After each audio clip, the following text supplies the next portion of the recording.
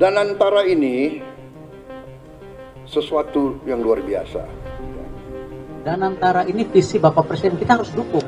Sejak awal saya bilang, kita sudah siapkan tempat untuk Danantara. Danantara bisa menjadi katalis dalam membangun Indonesia ke depan dalam berbagai sektor.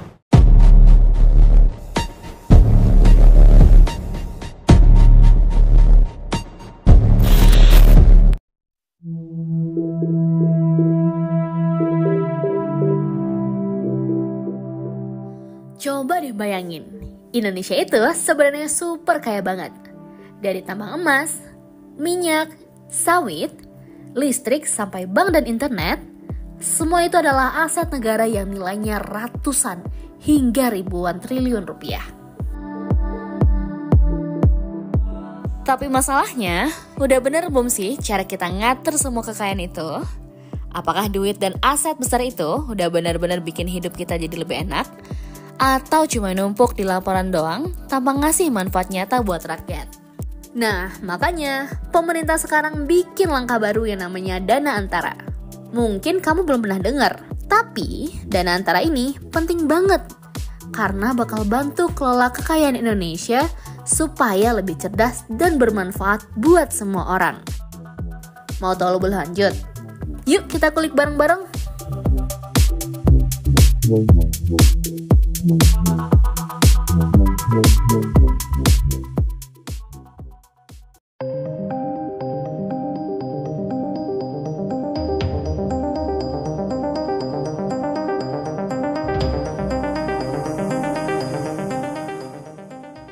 Apa sih sebenarnya Dana Antara itu?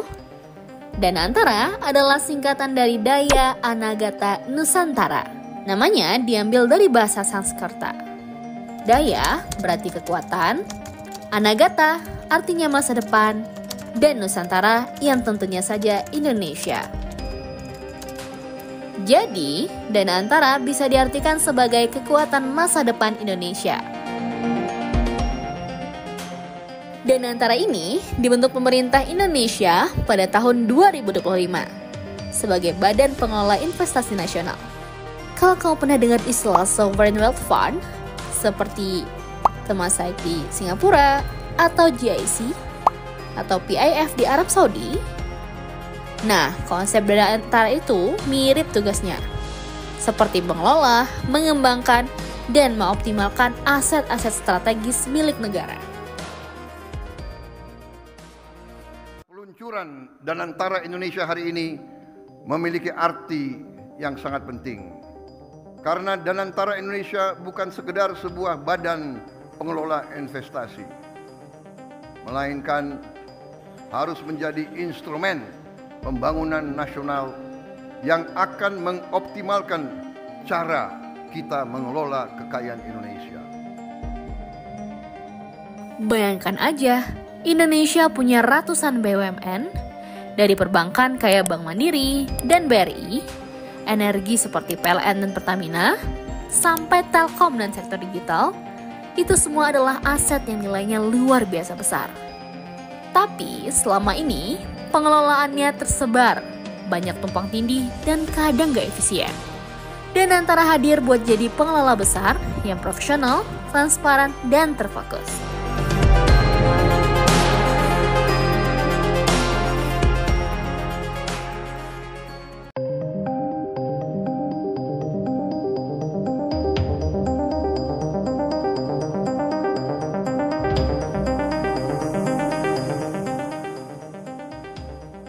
Presiden Prabowo Subianto memiliki peran strategis dalam pembentukan dan arah kebijakan Dana Antara. Lembaga Pengelola Investasi Negara yang diluncurkan pada 24 Februari 2025 sebagai inisiator, Prabowo menekankan bahwa Dana Antara bukan sekadar badan pengelola investasi, melainkan instrumen pembangunan nasional untuk mengoptimalkan pengelolaan kekayaan Indonesia demi kesejahteraan rakyat. Dalam struktur organisasi Dana Antara, Prabowo menjabat sebagai person in charge, menunjukkan keterlibatan langsungnya dalam pengawasan dan penentuan arah strategis lembaga ini.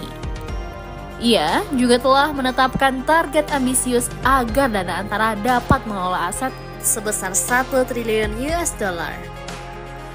Dengan fokus pada transformasi BUMN dan penguatan ekonomi nasional.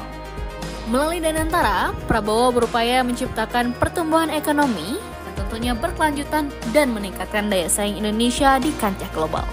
Langkah ini mencerminkan komitmen pemerintahannya untuk memanfaatkan kekayaan negara secara optimal demi kemakmuran rakyat.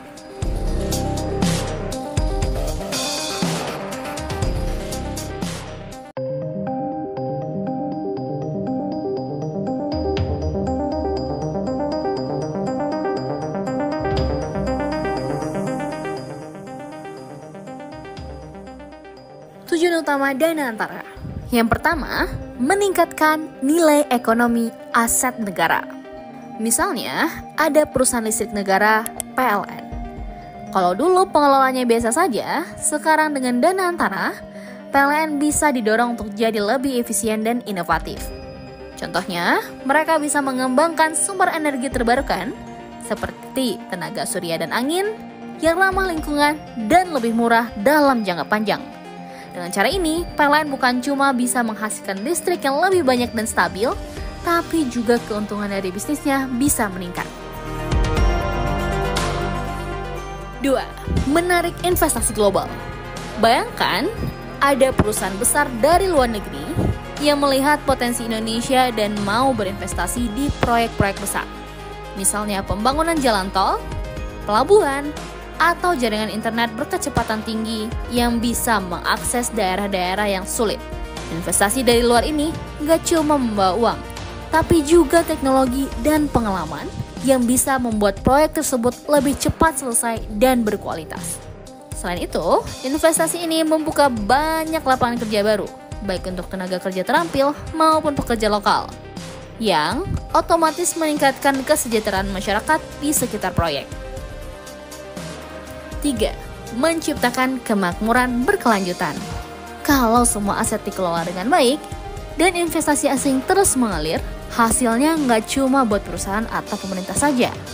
Rakyat juga akan merasakan dampaknya secara langsung. Contohnya, dengan pengelolaan yang tepat, harga listrik bisa lebih terjangkau.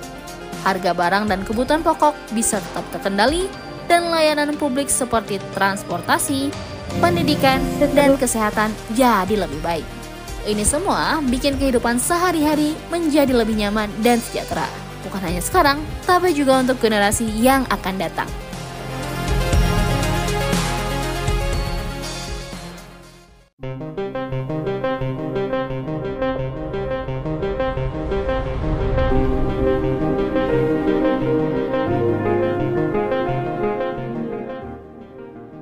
Danantara bukan lembaga biasa.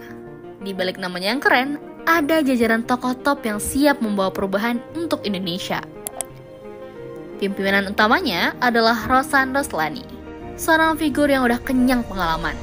Sebelumnya, beliau menjabat sebagai Duta Besar Indonesia untuk Amerika Serikat, salah satu negara yang paling berpengaruh di dunia. Tapi nggak cuma itu, Rosan juga dikenal sebagai pengusaha sukses dan pernah menjabat sebagai Ketua Umum Kadin Indonesia. Artinya, beliau paham betul cara kerja bisnis di dunia ekonomi. Jadi, kalau urusannya tentang menarik investasi dan membangun kepercayaan internasional, beliau tahu caranya. Lalu ada Pandu Patria Syahrir sebagai Chief Investment Officer atau CIO. Pandu ini wajahnya muda di dunia ekonomi Indonesia, tapi berpengaruh dan rekam jejaknya nggak bisa dianggap remeh. Dia dikenal aktif di berbagai sektor dan pertambangan, baik teknologi sampai investasi startup. Pandu juga punya visi global dan relasi internasional yang kuat. Penting banget buat bawa investor asing ke Indonesia. Di Danantara, Pandu bertugas memastikan setiap keputusan investasi itu tetap sasaran, transparan, dan berdampak jangka panjang.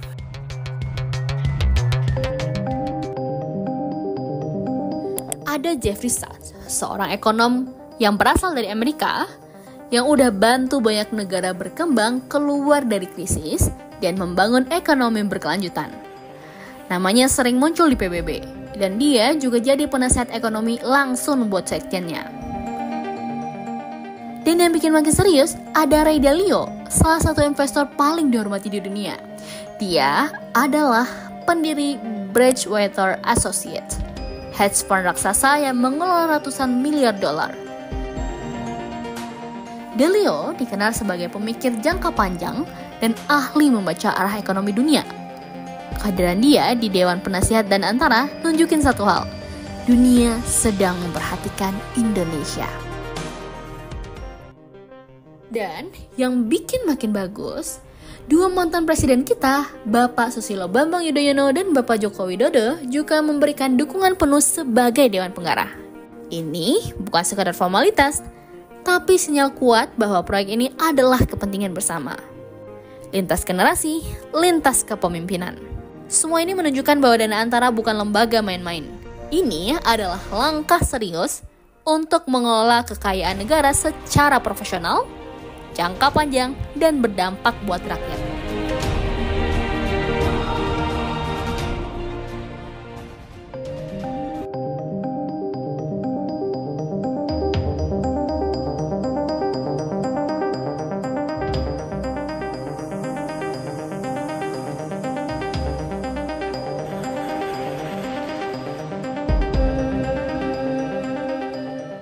Tindak pidana korupsi, pemberian fasilitas ekspor CPO, dan turunannya pada industri kelapa sawit di tahun 2022. Total uang yang disita sebesar 11,8 triliun rupiah. Di Kejaksaan Agung menyita sejumlah aset milik PT Orbit Terminal Merak. Penyitaan terkait perkara korupsi dalam tata kelola minyak mentah dan produk kilang di lingkungan Pertamina yang diduga merugikan keuangan negara.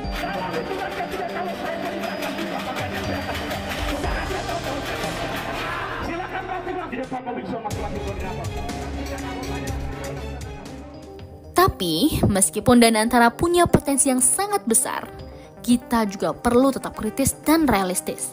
Lembaga sebesar ini yang mengelola aset strategis negara bernilai ribuan triliun rupiah tentu nggak lepas dari tantangan. Bahkan, bisa dibilang risikonya sangat tinggi jika tidak dikelola dengan benar. Pertama, risiko intervensi politik.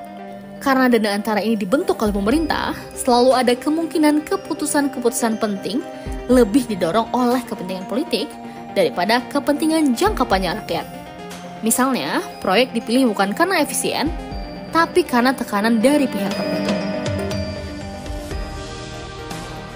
Kedua, konflik kepentingan. Kalau orang-orang yang punya posisi penting di Dana Antara juga punya ketertarikan bisnis tempat lain, maka bisa muncul keputusan yang menguntungkan segelintir pihak, tapi merugikan negara dan masyarakat luas. Inilah kenapa transparansi dan etika harus dijaga ketat. Ketiga, risiko korupsi dan penyalahgunaan wewenang. Dengan dana dan aset sebesar itu, godaan untuk menyalahgunakan kekuasaan sangatlah besar. Tanpa sistem pengawasan yang kuat dan keterlibatan publik, sangat mungkin lembaga ini justru jadi sarang praktik curang yang tersembunyi. Keempat, minimnya partisipasi publik. Kalau masyarakat tidak diajak terlibat, baik lewat informasi terbuka maupun ruang untuk menyampaikan kritik dan saran, maka Dana Antara bisa menjadi entitas yang jauh dari rakyat. Padahal aset mereka adalah aset rakyat. Kelima, tantangan ekonomi global. Perubahan harga komoditas, geopolitik, hingga krisis ekonomi dunia bisa sangat mempengaruhi strategi investasi Dana Antara. Jika tidak lincah dan adaptif, mereka bisa mengambil keputusan yang justru merugikan Indonesia di masa depan. Semua tantangan ini bukan berarti Dana Antara nggak layak dijalankan. Justru sebaliknya, inilah pentingnya pengawasan dan keterlibatan publik. Kita semua harus ikut mengawal transparansi, akuntabilitas, dan arah kebijakan Dana Antara.